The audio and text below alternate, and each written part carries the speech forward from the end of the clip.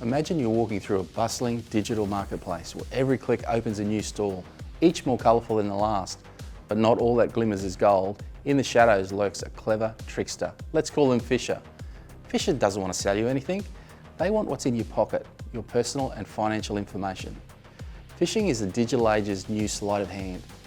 Fisher crafts an email, a text or a social message that looks like it's from someone you trust, a bank, a friend or even the university. The message will ask you to click a link, download an attachment.